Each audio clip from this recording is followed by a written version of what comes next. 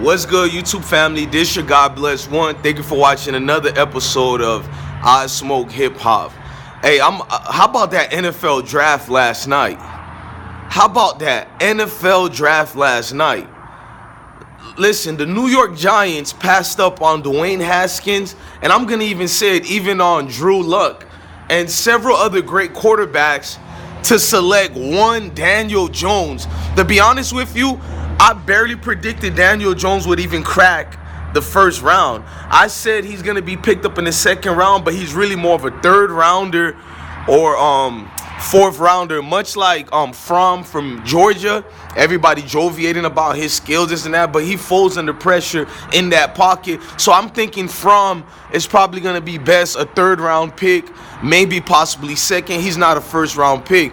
But you know what? Compared to From and Daniel Jones, if Daniel Jones gets to be the number 6 pick, then from Georgia should be the number 1 pick. I mean, Dwayne Haskins met all expectations. He met all. Look, y'all.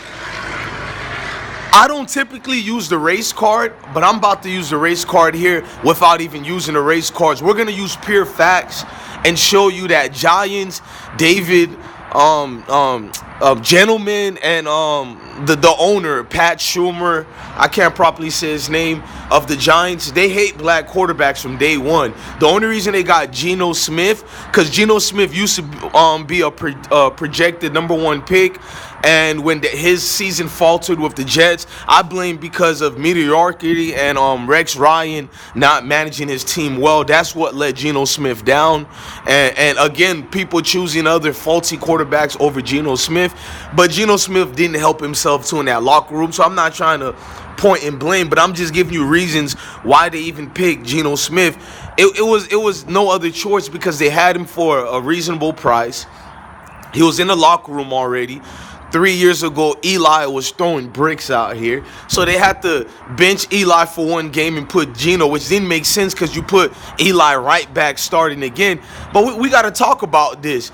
You have a phenomenal quarterback who has no criminal records. He has no negativity, nothing about him. He's been in all these primetime quarterback camps since a toddler. You guys know Jim, I forgot how to say Jim's last name, from the former Ohio, Jim O'Brien, the former, I hope I didn't butcher it, the former Ohio State's coach, who's been mentoring and tutoring this guy since he was the age of 11, 10 years old. You got a guy that's basically lived his whole life, way more than Daniel Jones, and being a professional quarterback. To hear the words that Gettleman and Pat Schumer were saying, first of all, did you guys see the press conference that Gettleman and Pat Schumer did right after the draft? It was like going to a funeral. It was depressing. There was no happiness. There was no joy. It was nothing but fakeness going on. Pure fakeness going on. They didn't have any credible ways to validate them picking, Daniel Bones at number 6. Jones at number 6. He might as well be Daniel Bones. I know it's Jones, but who cares? Who knows this guy? I've seen him play 3 total times only. 1 2 years ago, which he butchered that ACC game, and 2 games of last year only by default. There was nothing else on TV, and I didn't watch it on TV. I watched it on ESPN, which is ESPN3, the online-based ESPN. So it's not like this guy is a screen catcher where you can look at him on your screen and go, wow, he got that it factor. No, he didn't even merit to be a first rounder, but yet they wasted this. They hate a black quarterback so much and have a fear of black people. They picked the man to be their number 1 pick, number 6 selection. Hell, if you hated black quarterbacks that much, you could have waited and got Drew Lock at the 6th pick, or you could have get Allen with the 6th pick, the defensive end, the phenomenal defensive end. And I don't know if Allen is going to be a great player. Let me be fair over here and play devil's advocate. Drew Lock, Dwayne Haskins, and Allen all could be bums in the draft. You guys see what I'm saying? They can falter and be just trash can. But my thing is, what's the point of having scouts and doing your homework if you're going to bypass all these procedures you guys went through just to draft Daniel Jones, when even your own scouts and analysts, you guys can check from last month. I wish I could edit this video and put it down. Their own scouts bypass Jones, and it was not a smoke screen. They literally jotted down all his imperfections, talking about, again, another quarterback that falters under pressure, another quarterback who doesn't have the clear vision that you need. His interception ratio was crazy. His interception completion ratio was crazy in a negative way. They said he's an efficient quarterback they needed when he's not efficient at all. If you guys check this man, 59%, and that's just based on 2 pivotal games he had that increased his percentage that up. So let's stop it. This dude played any team that won more than 7 games, they broke. They couldn't manage. This dude couldn't even micromanage a team that played subpar certain teams, and when they played top divisional teams, he broke under pressure. I'm going to keep using this word, he broke under pressure. I've seen glass quarterbacks like that all my life. And could it be he's 6'5", white, and looks like ideal fit for these people? Could it be the Peyton Manning chemistry with their former quarterback coach and what Peyton Manning said about him? Could it be he looks like Eli Manning twins? And I mean both figuratively and literally. Like, the dude looked like a clumsy-ass quarterback. He has no footwork whatsoever. I've already checked that. No footwork. This is the guy we take and the number 6 pick, and I'm saying we as if I'm a Giants fan. I'm a sports fan. I would have loved to see Dwayne Haskins go to his hometown. The only thing Dwayne Haskins did wrong during draft night was being born black. I'm gonna say that again. The only thing he did was being born black. And then he went to the worst team you can go through, the Washington Redskins. How do they manage quarterbacks? When you drafted Robert Griffin and drafted Cousins at the same time, you don't think that was a recipe for disaster? You killed any credibility that Griffin had. And then Griffin had a phenomenal rookie year, which you guys destroyed his knees during that playoff game. And you guys took him out and put him back in and destroyed him. Then you rushed him back to come back the next season again. Instead of him, I would have let him miss the whole season when it comes to those type of injuries he sustained. So he never was the same anymore when he didn't have his legs. You guys did that. You guys turned him into a running back. I'm talking about Washington Redskins organization. When it comes to black quarterbacks, they have all these projects they want to do with a black quarterback. Mahone only killed the stereotypes because Mahone has a great coach in Andy Reid. I've been watching Andy Reid for over 20 years. That's a phenomenal offensive mind, a quarterback guru. Forget all these weirdo quarterback coaches, the Sean McVay and all these other Kingsbury, who had a losing record, but he gets an NFL quarterback starting job. Got fired from 2 different universities and get an NFL starting job. Who would have thought white NFL? But anyways, I'm going to keep saying that. Dwayne Haskins had to sit through that hypocrisy. They invited Dwayne Haskins in 2 different interviews that no other top draft pick got to get. They invited him 2 times. They didn't even do that with Daniel Jones. You're going to tell me they didn't rush and just selected Daniel Jones based on you didn't want to get a black quarterback? I'm going to say this again. Let's say if you didn't want a black quarterback, you wanted Daniel Jones. Daniel Jones would have been available to you guys, I guarantee you, all the way into the lower levels of the draft. Hell, I'm going to even say he might have fallen out of the bottom 20th to 29th all the way to the 2nd round. You could have get this man. You literally could have gotten this man and still been able to draft a high-level defensive tackle player. Now, they drafted Dexter Lawrence. They drafted him, but my thing is they need a defensive end, somebody to rush the quarterback. Dexter Lawrence is more of a run stuffer. He's a big body. You get up in that middle, that nose tackle position. But other than that, how does it suit your team and your defense all the way around when you need a pass rusher? You gave every one of your black stars away. You got rid of all the black players. I'm tired of this goody two-shoe. Oh, he must be right because he's white. He must be right because he's white. I'm tired of that. Like, these white pundits and analysts, they don't even properly critique black quarterbacks. The way they just throw garbage of loads of crap on black quarterbacks when it comes to analyzing them compared to the way they analyze a white quarterback. If Daniel Jones was black, he would be laughed at. He wouldn't even be a 4th rounder, and you guys know it. Coming from Duke University and a mediocre ACC year, and where Duke once again stunk this season, he wouldn't last. You guys know this all the way. He would have been over-criticized by all the pundits. I've seen a lot of pundits like Mike Erazo, and I can't say a lot of of these other dudes' name, making excuses, talking about, I feel this is the steal of the draft. Nigga, you don't feel this is steal of the draft. You feel that this white boy could be your son. When you see that white guy and you being a white man, you feel like he could be a family, so instantly you play the race card. Even though I'm seeing the race card right now, I'm not picking Haskins because he's black. One thing about a lot of black people like me, we're not like a lot of certain white people. We know how to decipher between somebody's skin and based on talents. I don't care if you're black or white. If you can play the quarterback position, you can play in my team any day. That's how I look at the position in favor towards my side. Not on race, the way all these pundits and white GMs and white NFL looks at black people. Because this is exactly true. There's nothing you guys can tell me about the criteria of David Jones that matched up with Dwayne Haskins. And all the criticisms I heard about Haskins coming up in this draft, how come I didn't hear any about these criticisms coming about Daniel Jones? Salute to Todd McShay for being a real man, not using his race factor, and Daniel Jones might make it. Salute to Mel Kiper for even keeping it real. Salute to both of those gentlemen. They know, had they even joviated and raised the bar for this pick by the Giants, their credibility would have been thrown in the garbage. At least they have a moral compass, unlike these other white pundits. I've heard it already right away when he got drafted. Oh, I love this pick. He's a phenomenal. When before draft night, when have we ever heard anybody or any of these pundits say he's a phenomenal pick? 20 hours before the draft is when everybody started talking about the Giants are about to pick him and it's going to be a great pick and all that. This is nonsense, man.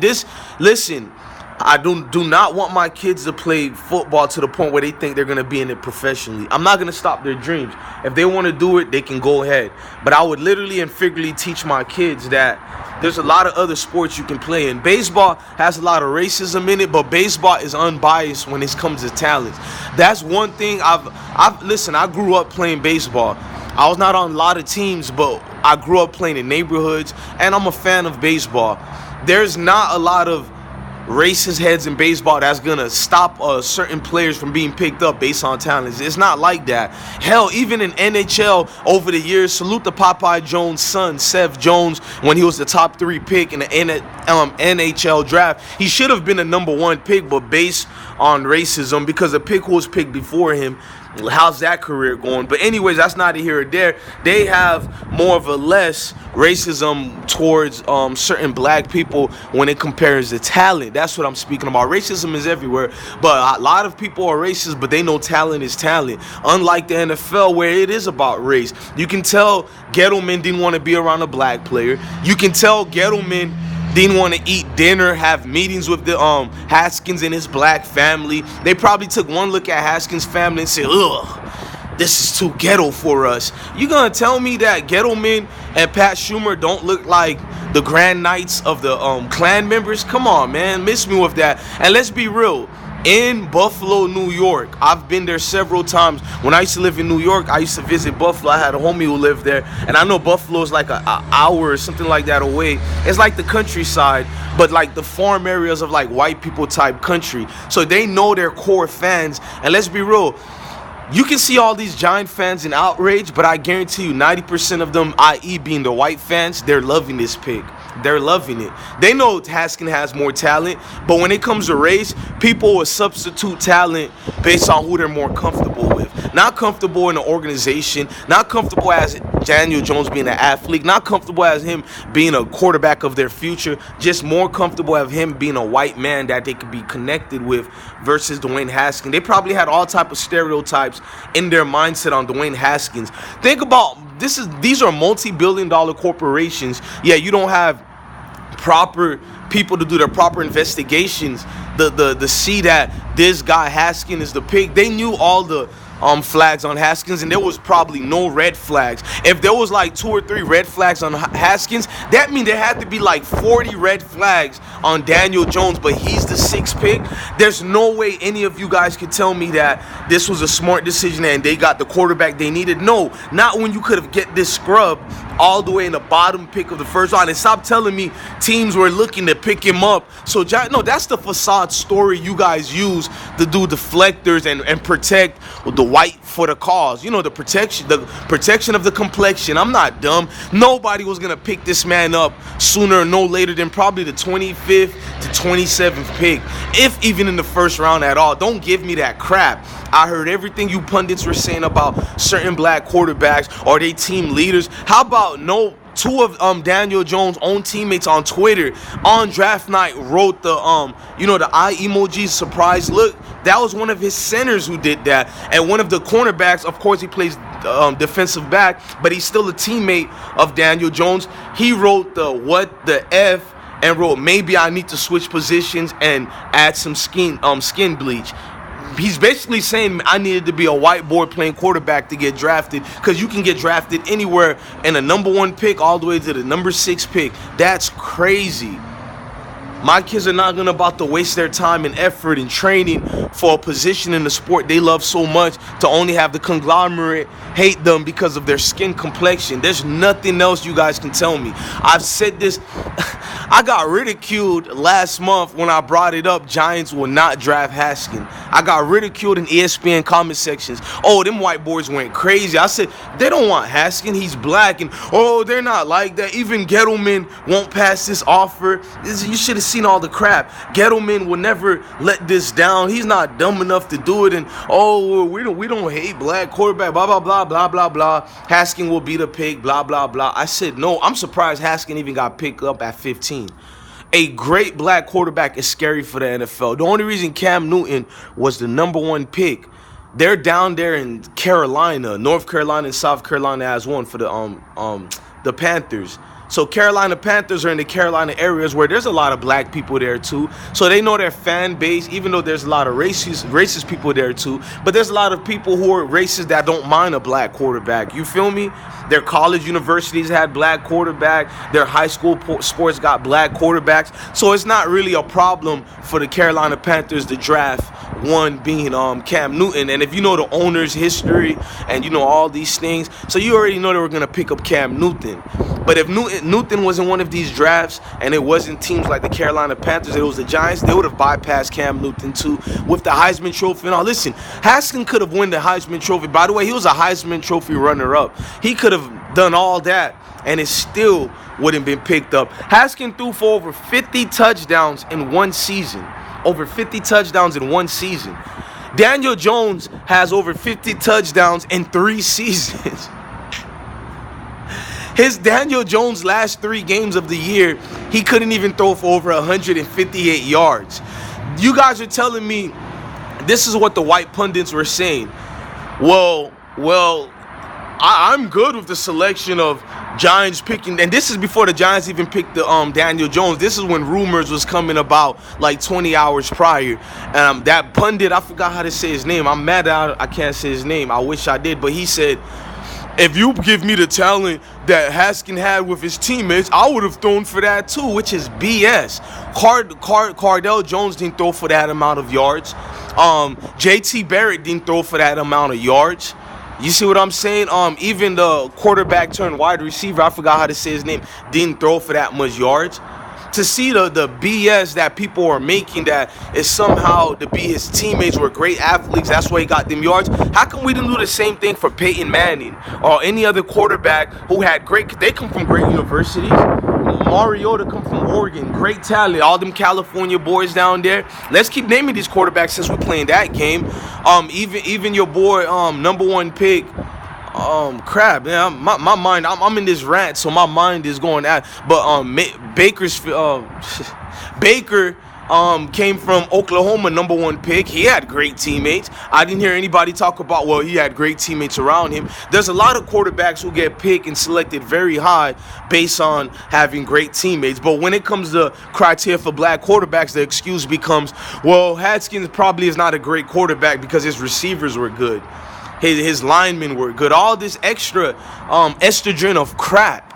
Estrogen of crap, man. I I think this draft of all threw it in our face that no matter what you do, no matter how great of a human you are, no matter what, your black skin will always hurt you when it comes to the NFL. Thank God for the NBA, even golf.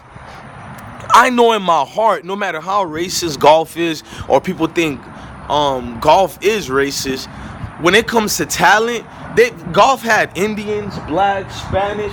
Golf had, that's my son over there. Junior, you want to play football or basketball? Hey, basketball? Yeah. All right. You love golf? Tell them how much you love golf. Hit the tee.